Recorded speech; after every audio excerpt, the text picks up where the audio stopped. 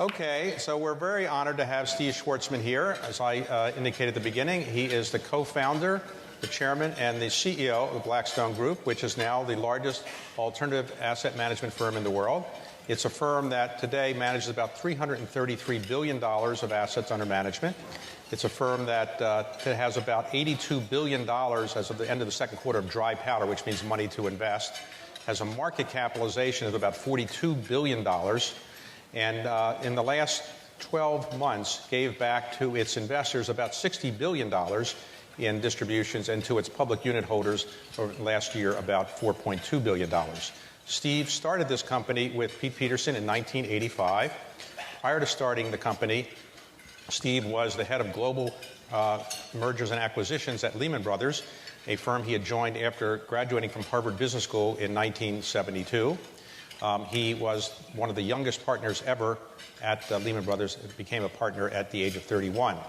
Prior to Harvard Business School, Steve was a graduate of Yale, graduated in class of 69.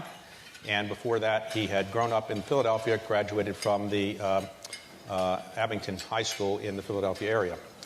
Steve is very involved in philanthropy. Many people in the Washington area know that he served for 6 years as the chairman of the Kennedy Center and was extremely generous in that time to the Kennedy Center, and is still very generous to the Kennedy Center.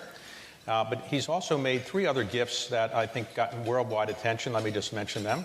One is, most recently, he gave $150 million to Yale, his alma mater, to create a kind of cultural student center, which is going to reform the kind of the way that and improve the way that the Yale students, undergraduates, react together and gather, and also kind of learn more about the arts and performing arts, and I think it'd be transformative at Yale. He also gave earlier $100 million to the New York Public Library, and that in his honor, the New York Public Library main building has been named in his honor. And in terms of things around the world, Steve has given $100 million as part of a $400 million gift. He's raised the other $300 million to create the Schwarzman Scholars Program at Tsinghua University, which is a leading university in China, where students from around the world will get scholarship, become Schwarzman Scholars, similar to the Rhodes Scholar Program, and that program is now underway. So that's pretty good for... That's good for an intro. My mother would have been very happy with that. So when you grew up, you're growing up in Philadelphia, and you came from middle-class background, would you say? Yeah. My dad and his father owned a retail store that sort of looked a little like Bed Bath & Beyond, except it was dramatically smaller. And I guess we all started somewhere around 7 or 8 years old, marking merchandise and smelling dust. So that sort of makes you want to do nothing tangible. But did you? And that's how both myself and my 2 brothers ended up in finance. So did you ever give your father ideas of how to improve the business, and did he ever accept any of them? Yeah, it was interesting. When I was 14, I said, there are a lot of people in this store. Maybe we can expand it nationally. And my father looked at me, he said, I don't know whether that's a good idea. So I said, well, let's at least expand it throughout Pennsylvania. And he said, I don't like that. I said, well, how about the Philadelphia area? We can put a bunch of units all over Philadelphia. And he said, no, I don't want to do that. So I said, Dad, you have all these people in this store. You've obviously got a good concept. Why don't you want to do this? And he said, because I'm happy the way I am. He said, I've got enough money to retire, to send all of you to college and graduate school. I've got 2 cars and a nice house in the suburbs. He said, what more could anybody want? I said, well, how about a unit everywhere in America? So I decided that maybe working at Schwarzman's Curtains and Linens was not my future, right? But had we done that, I think we would have been Bed Bath & Beyond, because that was like 1960-something. Then there wouldn't be Blackstone now. Yes, this is also true. So, then I'd be fixing up towels, which was my job at the time. So when you went to Yale, did you think you would go into business for sure, or did you? No, I had no idea what I'd do after Yale, and it was a bit of a mystery. I mean, I just went to become educated. Apparently, that was like a full-time job from wherever I started, and really changed my life. And I had a variety of unsuccessful job interviews. They'd send these people to campus, and I had one company, and they said, "Well, what do you want to do?" Basically, when you grow up, I said, I want to be a telephone switchboard. And the person looked at me. They said, "What are you talking about?" I said, "Well, I want to get all these feeds that come in from the real world, and then I want to twirl them around, and something will come out, and they'll route the right way." And he said, "I don't think you're for us." So that was sort of a failure. Then they had the Pan American people come up, and that was a very high prestige company at that time with those powder blue outfits and everything. And so I was just meeting with the guy, and I said, you should really go into freight. He said, "Freight? We carry people." I said, "Well, there's like a war on Vietnam, and they obviously need stuff, and planes are sort of like just planes, and why don't you fill them up with something else, and maybe you can make a lot more money." He said, "Well, we're Pan Am. We don't do things like that." And I said to myself, now here's a company that's going to go busted. This is their representative, right? Oh. Some narrow-minded. Have you seen any of these people since you interviewed with them? They were written no, but their companies mostly don't exist now, David. Right. So you graduated from Harvard Business School in 1972. Yep. And then you went to Lehman Brothers. In those days, Lehman Brothers was privately owned by the partnership, I guess it was. Sure. So did you decide you wanted to be an M&A advisor, and how did you decide what you wanted to do at Lehman Brothers? Well, M&A didn't exist in 1972. It had existed in the 60s when everybody was basically buying everything. That was a conglomerate era where the more you bought, the higher your PE multiple was, the more it enabled you to buy something that was cheaper and be earnings accretive. So that was like a game that formed the great conglomerates of that era, whether it was ITT or Litton, whatever, and that all collapsed. And then the stocks all went down, so they couldn't do that anymore, and the M&A business stopped. And so I was very, very lucky that at that point, investment banking was like miniature, and we didn't have specialists. So you basically, it was like an old apprentice business where you did everything if you were in corporate finance. So you were doing underwritings, you were doing private placements, you were doing rating agency presentations, you were doing roadshows, you were analyzing which financings people should do. And so you had to do everything. And my generation, which I guess is sort of moving off the scene, except for a few of us hanging on, one of those, we all know that stuff, and it helps you stay out of trouble. But in the merger business, I got in it by accident. I had visited a company for some reason that I can't even remember called Tropicana. So if you like orange juice, this is your place. And so I was in Chicago working on something with a company called UOP, which was in the refining business and additives. And I got a phone call. It was on a Friday night.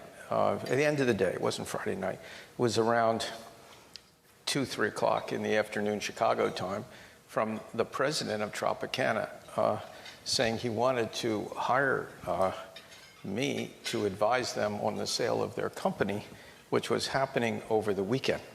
So I guess there were only a few problems. One, I didn't have a ticket to, like wherever, Bradenton, Florida. But secondly, I had never done a merger. So we shouldn't let this stand in the way of what became the second biggest merger in the world in 1977.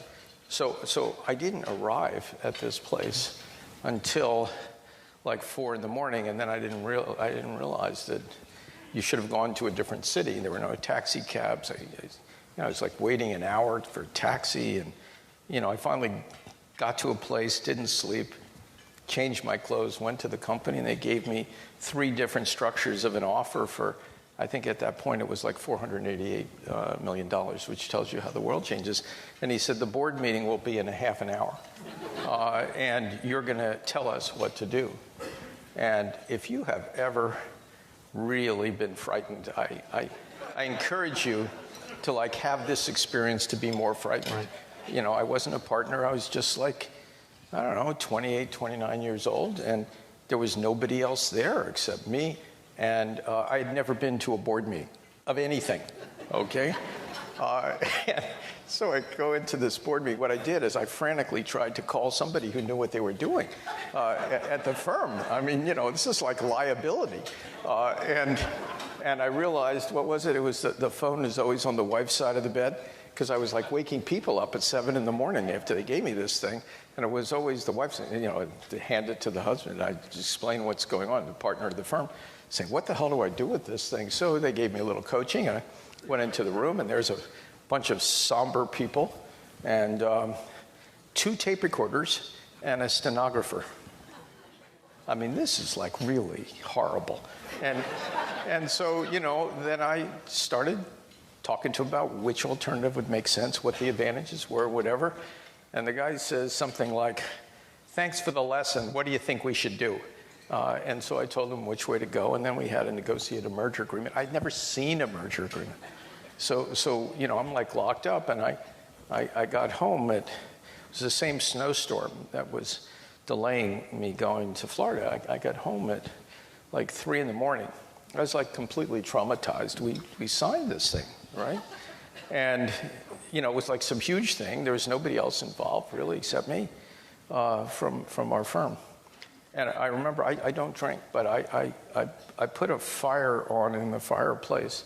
And, this is like out of a bad Saturday Night Live sketch, right? I had a brandy snifter of Courvoisier, and I had this, and I was sitting there looking at the fire, and I put the Bee Gees on. A Saturday, it says Saturday Night Fever album, #1 seller. And I just sat there and saying, what the hell did I just do? What the hell just happened to me?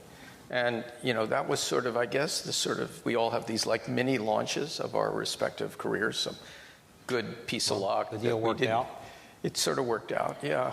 Oh, it worked out. So you became like the John Travolta for your firm. Yeah.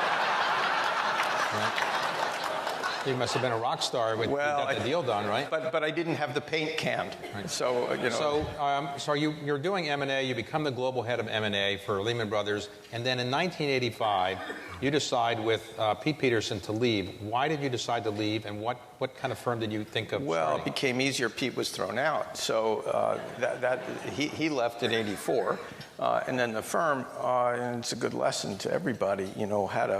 Had a control problem, and there was some stuff going on that was not according to risk tolerances, and the firm was basically busted.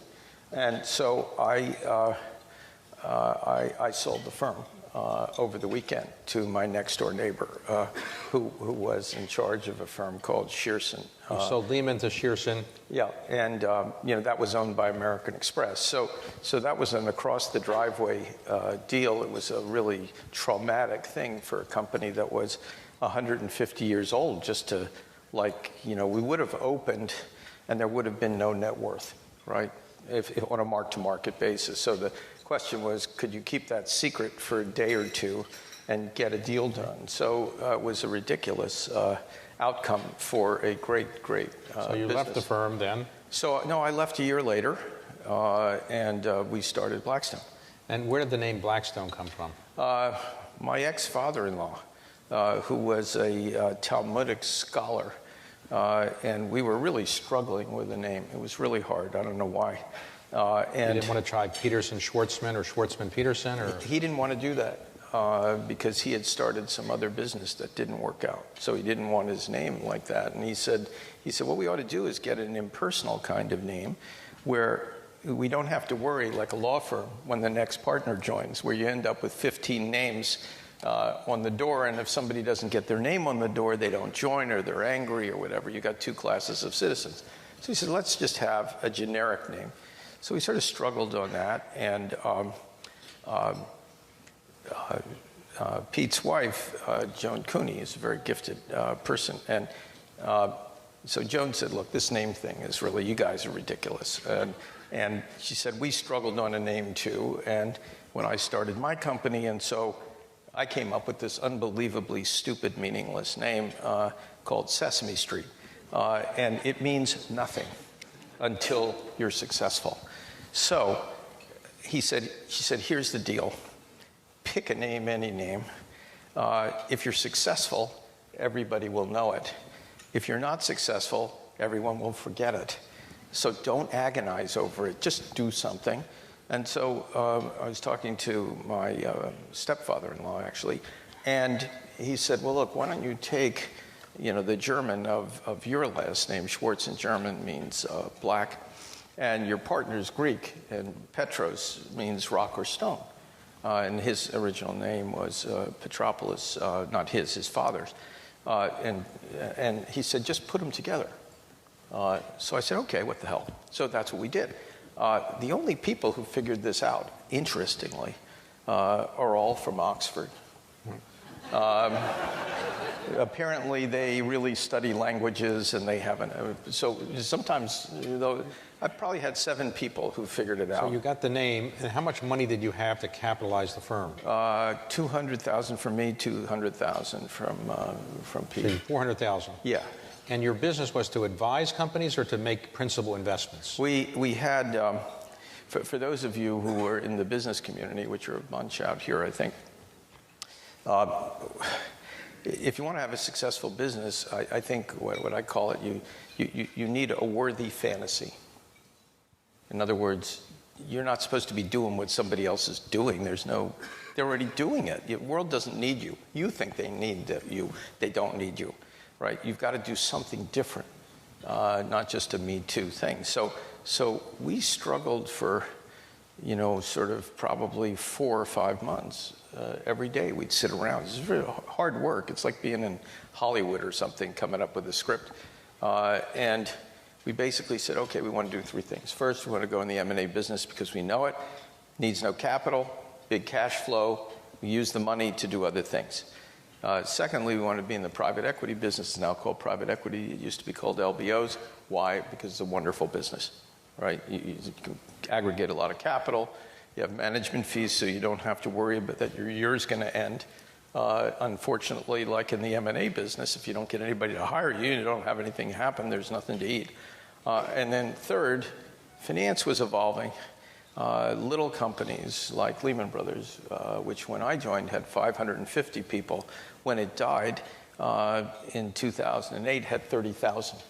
So the difference in working at a company of 550, where you know everybody basically by sight, and 30,000 is so different, that I like the smaller feeling and the communication and the partnership feeling. And so we basically said what we do as our third part of our company is wait for some amazing opportunities and go into those businesses if we can make a lot of money for customers, give them a great experience. And then to do that, we had 2 other rules. First, you had to attract someone to run that business who was a 10 on a scale of 10. 9 is not good enough, and 8s, which, most people think 8s are good. 8s are just serviceable in our industry. And 10s, they just make things happen. If the world's bad, they find a way to make money. If the world is good, they make a fortune. They're charismatic. They hire people. They got great taste. They got high ethics. So you need a 10. And the third piece is to have whatever new business you start generate intellectual capital so that your first business or your second business is stronger with the addition of this new business. So that was a letter that we sent out to everybody saying, hi, it's us. Here's our wonderful plan. You should really do business with us. So this was really a fantastic strategy. And after we sent out the letters, nothing happened. So you went into the business of raising a fund. You tried to raise a first fund. How hard was it to raise your first private equity fund? I think if you like pain and suffering, it was really terrific. Now, imagine this. It couldn't happen today. There are two individuals, neither of whom had ever made an investment, announced that they wanted to raise the third biggest private equity firm in history and massively larger than any other first-time fund. So only two demented people would actually think they'd get a good reception, right? So we just started out. We made an announcement that that's what we were doing, and then we went out into the world of endless rejection. And I encourage you to do that sometimes, because if you ever had an ego, it's like, you know, the sandpaper. You have nothing left by the end. And you make every elementary mistake you can make, which is you start with your closest relationships first, where you barely even know what you're marketing, and you go to them and say, oh, please rescue me, and they say, well, what's the answer to these 15 questions? You don't even know the answers. And so then they reject you. So you burn up everybody who you might have gotten because you're so stupid that they go away. And it took till our 18th person. We mailed 488 documents. It took till number 18 until we got. You ultimately raised $750 million, your first fund? No, it was 850. 850, okay. And we said we were going to raise $1 billion. Dare to be great. And then one of those investors came back a year later, gave us another $100 million. So I sort of felt, you know, it's not a perfect grade, but 950 for people who really don't know what they're doing. But, you know, it's sort of. So at that point, you were in the private equity business. Yes. But your firm now, let's say, has four parts: private equity, Yep. credit, Yep. Hedge fund of funds and fund of funds, and real assets or real estate. Yeah. So let's talk about each of them for a moment. Sure. You are the biggest owner of real estate assets now, Blackstone is, in the world. Yes. You built a very big business. How did you go from no real estate expertise to the biggest real estate owner and manager in the world? Well, it's interesting. It came out of Washington. There was a guy here who many, many people will know named Joe Robert, who's a real character. Joe's passed away, unfortunately. But he came to visit us. He knew one of our partners. This is after the RTC was created and real estate had collapsed in 1990-91. So Joe comes in the office, and sort of a tall guy and, you know, sort of assertive. And you know, I said, well, what do you do? And he said, well, I'm a consultant for the RTC. And what I'm doing is I'm selling real estate. I said, well, I don't know much about real estate, but I've read in the newspaper nobody's buying any real estate. There's no credit. It's the whole country stopped. He said, well, that's interesting. I'm actually selling it, and I would know if I were selling it because I'm selling it. And I said, well, what are you selling? He said, I'm selling, you know, sort of $5 to $10 million properties to doctors and dentists all over the country, and they have the credibility to go to their bank and borrow the money, and so I'm moving a lot of stuff. I said, really? And I said, so why are you here? He said, well, I'd like to buy the stuff I'm selling, in effect, and I don't have any money. I said, well, I've got money, but I have no knowledge or expertise, so maybe we're a perfect match. And so he said, well, let's bid on the second RTC auction, which was a bunch of garden apartments in Little Rock, Arkansas. So the stuff comes in, and these apartment buildings are less than 5 years old. And they're 80% occupied, and they have a certain cash flow coming off of them. So I was faced with the problem of what do you pay for real estate, which I had no idea of. So I said, okay, well, if I can get a 16% unleveraged yield off of this real estate. That sounds pretty good to me. That's in our trade, that's like 6 times EBITDA less CapEx, cash flow less your capital expenditures. So I said 16%, that sounds good. I like 16%. We put some leverage on it, we'd make it 23%. So that 23 is better than 16. And then when you come out of a recession, those other 20% of the vacant units will get filled, and then that's like a 45% compound return. And then rents will go up, so that'll make it 55% compounded. So I sort of looked at this, and that's what we bid. And we won, okay? We won this thing. Pretty frightening. So then I realized there was a whole country full that you could buy, because there were no other buyers, because everybody in the real estate business was hated by their banks because they were losing money from them. So we started buying, and we have a terrific group of people. We hired a fellow named John Schreiber, who's I'm a little older than David. Actually, I'm a bunch older than David, although my hair is not quite that white. But he may have a little more. I may have a little more. Long, but Schreib's is a terrific guy. He was probably the best buyer of real estate in the 1980s. He picked the top. He sold out. And, so we spent a year, because Joe was stolen by Goldman Sachs, who brought a table today. So he went to work, and we had nobody. And then we found...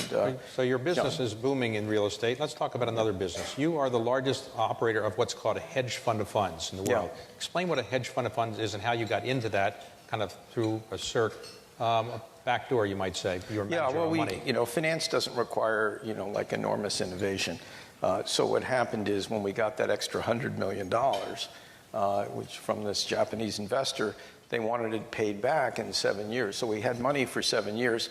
So the problem with having it for 7 years with a maturity is you actually do have to pay it back, which means you can't lose it, right? So we wanted that money to generate earnings so we could expand the firm. So the same fellow who found Joe Robert came into my office, and he said, I've got an interesting thing we can do with the money, since we didn't know what to do with the money, but we wanted to earn a lot. He said, there's a friend of mine you ought to meet named Julian Robertson. And I didn't know who Julian Robertson was, but as it works out, he was the best hedge fund manager in the world for about 20 years. So this was a good person to meet. So he came in, and he's from, I think, North Carolina, and he's got this charm, and he's so smart and this and that. I just gave him all the money. So much for finance, where you're told to diversify risk and do all this stuff. I mean, the guy's had the best record in the world. I mean, how bad can he be? So he was great, and that generated its money. Then what happened is, and this is the innovation part of finance, somebody says to you, who's a client, what do you do with your money? You seem to work 14 hours a day. Do you have any time to invest your money? You say, of course not. We just put it in this thing, like with Julian. And then we diversified away from Julian. And they said, well, can we give you money too? This is innovation. When you basically say, when people offer you money, it's usually a good thing to take it. And you figure out what you could do with it, right? So we said, sure, we'll take your money. And we built a whole business, and it's now the biggest in the world. It's about $65 billion, where we give money out to other managers. We also do some directly ourselves. And we have different packages. If you want to be in, sort of energy stuff, we can do a special energy thing. We can do sort of a more general long-short equity stuff. We can do bond stuff. So we create a family of things to suit the needs of So in the private equity world, what is the deal you did that you're the most proud of, and what is the deal that got away that you wish you had done? Well, since I'm in Washington, we can get a Washington story.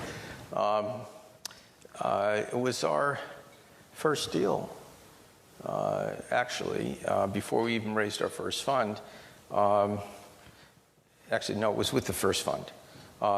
And we bought a set of assets from USX, was called United States Steel. all their railroads and barge lines and so forth. It's a very stable business. It doesn't matter what the price of steel is. A steel company will always produce to cover its overheads if it could. And we bought it right in the middle of a strike. Nobody in the world wanted this thing.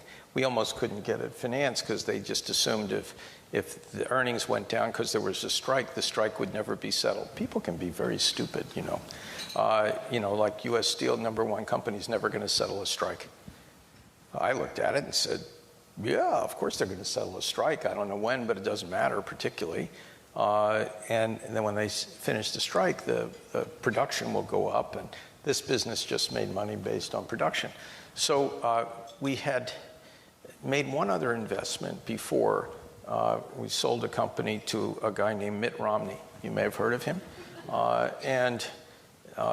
After the deal was closed, I asked the chairman whether we could invest in that deal. Was that a problem for him from a conflict point of view? Because we had no discussions about it. I just saw that it would be a good thing. So he said, no, I don't have a problem. So we made 16 times our money on the Mitt Romney deal.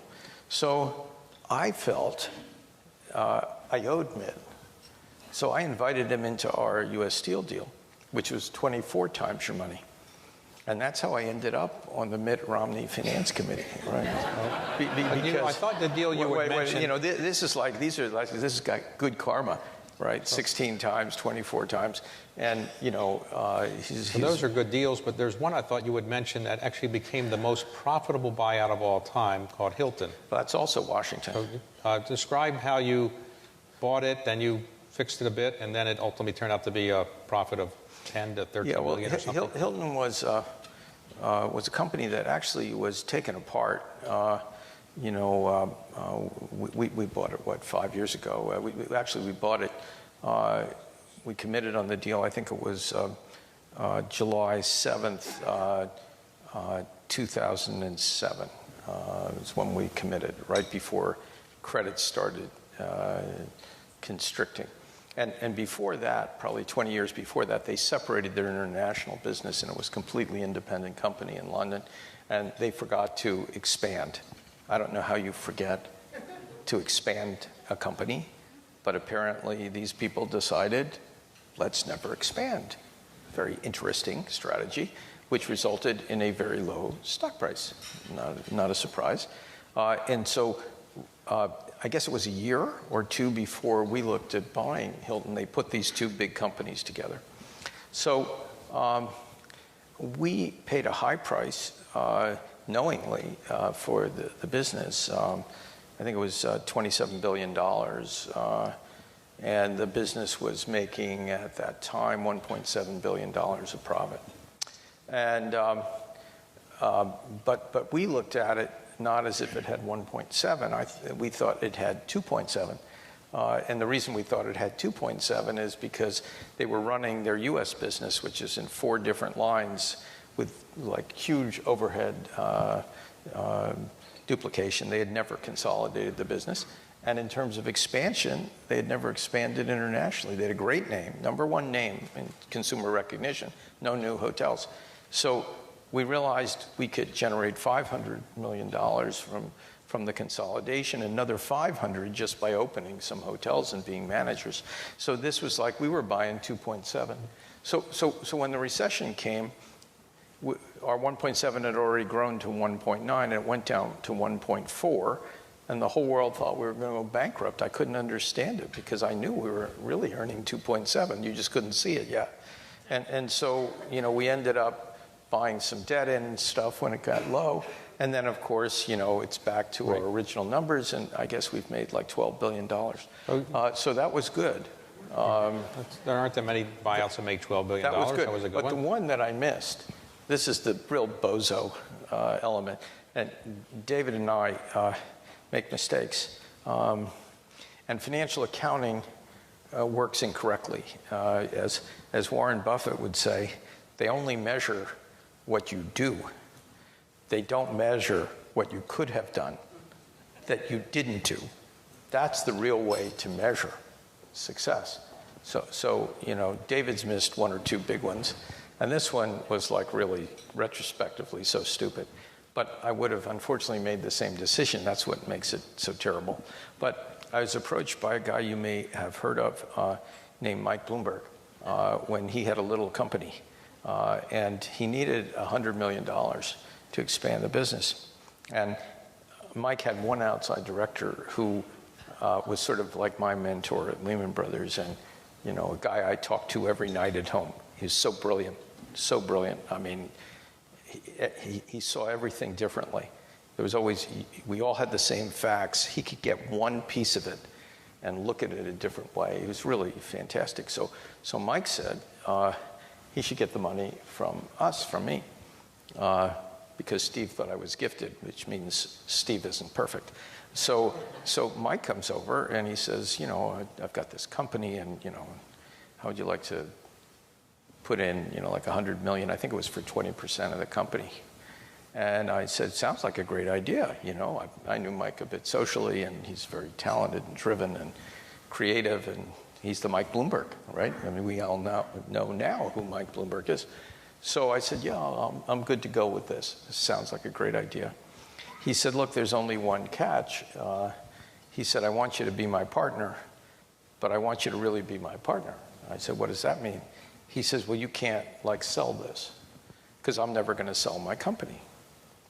I said, well, I'm managing money, and the problem is, the terms of it is that we raise these funds, and then we have to sell it and give people their profits and give their money back.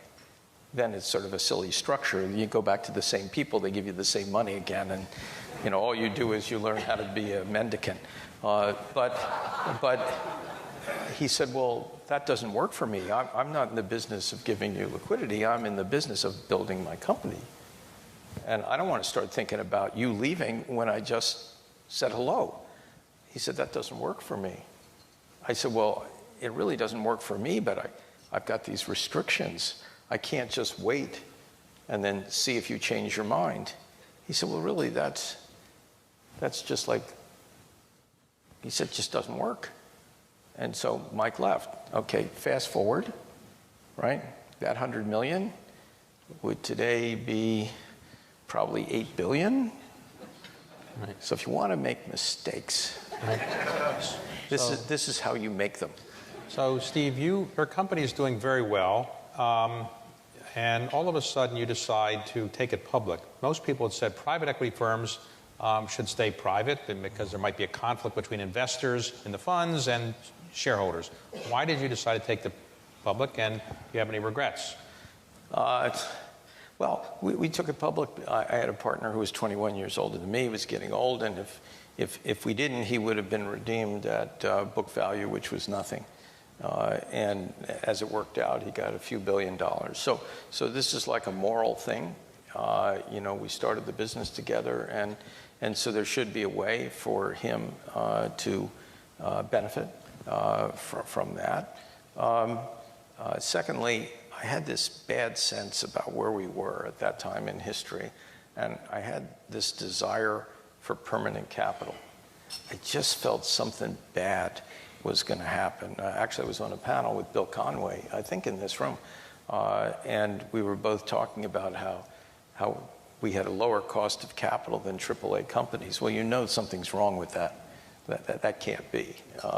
And so the markets were peaking, and I just wanted to be prepared for the nuclear winter. I just wanted to have loads of money, to take us through anything that was happening.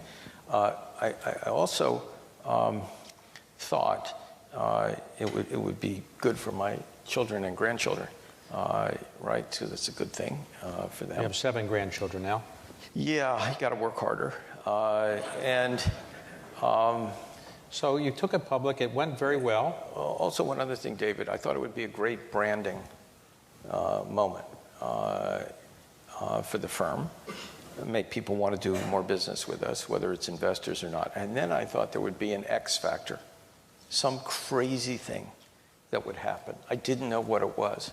I found out there were a number of crazy things. But one of the good crazy things is we got a phone call that 2 people from China wanted to meet with one of my partners. And I barely knew my guy in China. We just hired him 3 months earlier. And Anthony Lee Young, who's a terrific guy, and used to be the financial secretary of Hong Kong, which is their treasury secretary. And so they had a meeting with Anthony, and they offered us $3 billion to be in the IPO. Well, this was China. China had never given money to anybody since World War II for equity outside of China. They had state-owned enterprises in China, but they didn't do this stuff outside. So I was watching Law and Order and reading my stuff, which is what I do at night when we're not out someplace. My wife and I are out. And I sort of was only half listening. I said, $3 billion? Okay. So he said, yes, $3 billion. So I said, well, who are these people? He said, they're both unemployed. I said, really? I said, where did they make their money? He said, well, they were government officials. I said, 2 government officials who are unemployed are giving us $3 billion. I said, how does that work? I said, where did they used to work? He said, well, one of them was the deputy head of the central bank, and the other one was the deputy finance minister. I said, so why did they lose their jobs? He said, well, they're being reassigned. I said, reassigned to what? He said, well, the rumor is they're going to start a sovereign fund in China, and these 2 people are going to be in charge of it. So, I talked about, so I said, let me think about this. So I went back to work. I talked to my partner, Tony James, who's president of the firm. I said, Tony, what do you think we ought to do with this strange call? He said, take the money. And I said, well, we don't really need that much money. He said, well, we can split it up. We'll do some more secondary. We'll put more in the firm. And I said, well, I don't know who these people are, and it makes me nervous. So why don't we go back and tell them that they have to vote with us. I don't want to have people who are strangers. If they want to sell the stock, they own so much, make them wait, like 5 years, and then they can sell it a third. So we went back to Anthony, who was dealing with these people. And the next night, I'm still watching Law and Order. You could do that the rest of your life, by the way. I mean, there's so many reruns. They said they don't want to do 5 years, they want to do 3 years, but they really don't want to vote with us. It's a little cumbersome. Why don't they just not vote? So then I realized I like these people. It's like, good. I like, in Washington, people vote a lot. I don't like that. In our little world, these people not voting makes it worked out. They came in? Yeah, they came in. And by the way, because a number of people here touch government, we did this whole negotiation with that guy who was dealing with the premier of the country. We negotiated and signed it in 10 days.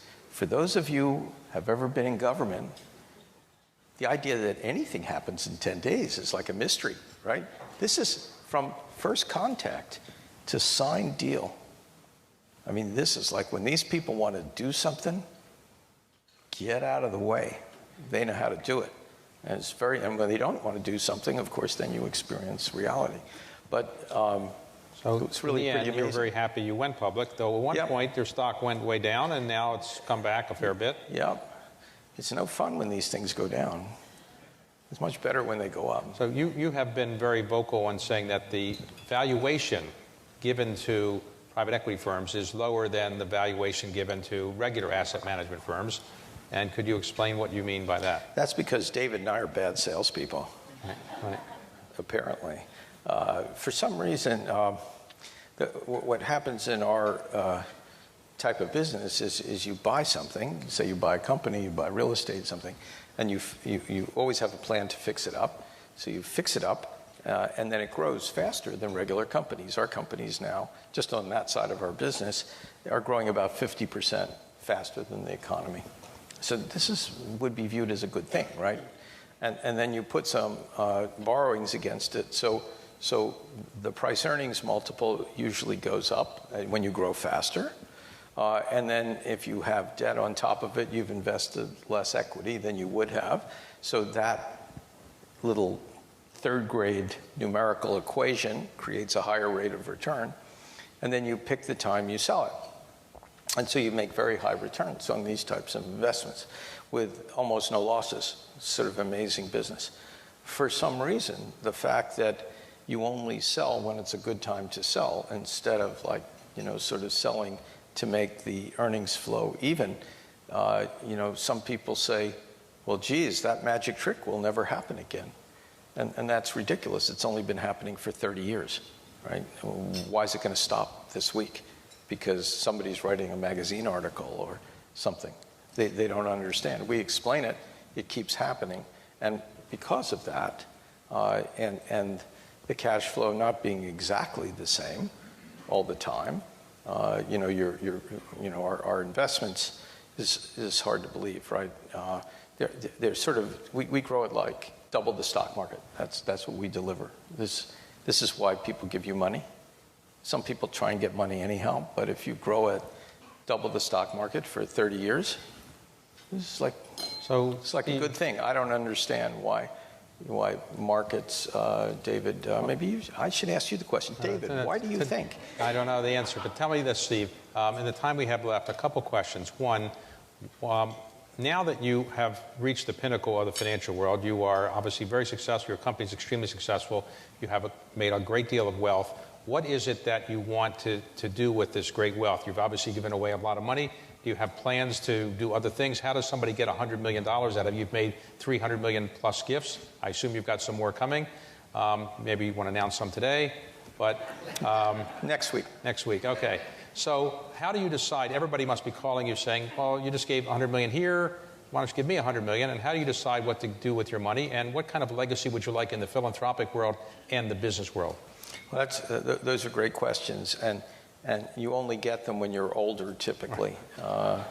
And David faces the same question and really does an amazing job, in terms of sort of supporting not just the Washington community in all kinds of ways, but doing things all over the country, and has made a huge impact around the United States, and chairing organizations, and not just giving his own money, but getting other people to do things. It's really, I don't know when this man sleeps. I mean, I sleep 5 hours a night, but he must be down to 3. So that's why my hair is so white. Yes, I see. All right. So what are you going to do with all this money, and what's your legacy going to be? But I think some of this stuff it's evolving. In other words, if I saw a survey on either one of these lists there was a Forbes 400 list or something, and I think it was 85 or 90% of the people are self-made on that list, and 85% of them still think they're middle class. In other words, that's why they keep going. They don't realize there's been some, shift, at least to the outside world, and so, that's the majority of Americans who were successful like that, and so it takes a while to realize that you actually have, really large surplus assets, and because your job is still to build them. I mean, if you're in the business world, you're trying to make your company good, and what comes along with that is the concept of, more happens for your shareholders if you're a shareholder, which I am of substantial size, then there's more. So I think, like a lot of life, it's a function of what interests you.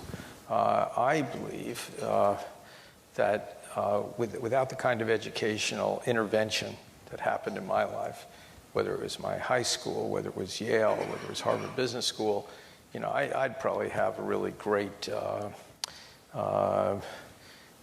group of, hair salons or something like that. And, I would have been successful on one level, but not what I did. So the richness of my life in the broadest sense, not financially, was really fashioned by whatever I brought to the table, but by all these wonderful external influences. And so I have real interest in helping other people get those opportunities, because if you don't get them, particularly in a globalized world, you don't have a really good opportunity, or you have a much more modest opportunity to do well. So I like supporting educational things. I also like making change. And that's a problem for me, because the Schwarzman Scholars thing, I mean, I mean, forget the money. I mean, the amount of time I spend to make this wonderful and make it the best program that you could do in the world. And because when I do something, I'm all in. I'm not a diversified kind of person like that. And so I've taken this on, and raising another few $100 million, sort of person by person, that's not the easiest thing to do. I'm used to getting almost 100% sales response at Blackstone. This is, philanthropic, and some people don't care about China, and some people don't care about, the safety of the world, and so I'm busy doing that. But that takes a lot of time. So one of the challenges for me is to figure out over time how many major things can I take on to build and change, as opposed to just giving somebody money who's doing something. I tend to like creating things. At this point in your life, you're like your father. You've reached happiness. You're really happy. Yeah, I'm really happy, absolutely. I still have enormous drive. I mean, I love what I do, and I love our firm. You're going to stay at Blackstone. You're not going to government. You're not going to go do anything else. This is what you're going to be doing for the next... Well, I like and respect what the people in government do, and any way that I can be helpful, to the United States and to helping the country get on the right track. I mean, that's really a core motive that I have. I don't have, sort of some kind of narcissistic need for doing something. I like being helpful in crises. I mean, I helped Hank out a lot during the financial crisis. Boy, that was really fun. If you're a financial person, I mean, the idea of trying to help, intervene, to come up with solutions to save the world, wow, what a test. How terrific.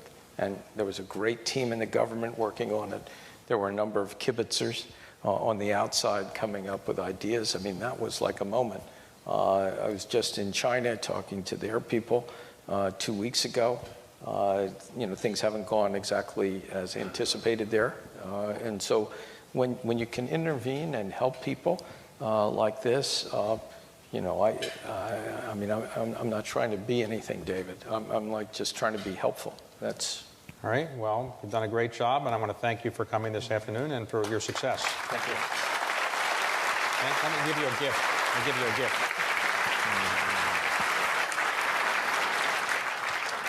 By the way, before they cut my mic off, this is the map of the original map of the District of Columbia.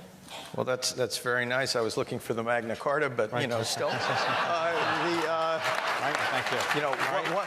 One thing I'd say, I was chairman of the Kennedy Center, and we had to pick a successor, and David was among those candidates. And the same way David says, I'm going to a Carlisle meeting after this. What am I doing interviewing Steve Schwarzman? When there was a choice to pick somebody, David was the obvious choice. And I did that with enormous enthusiasm, because he's got so much energy, so much drive, good intention, and he doesn't like failing. And I thought the Kennedy Center would be in great hands with David in charge. And look how it's worked out. It's magnificent. So my hat is off to David. Thank you. He has done a marvelous job. Thanks very much. We'll send this to your office.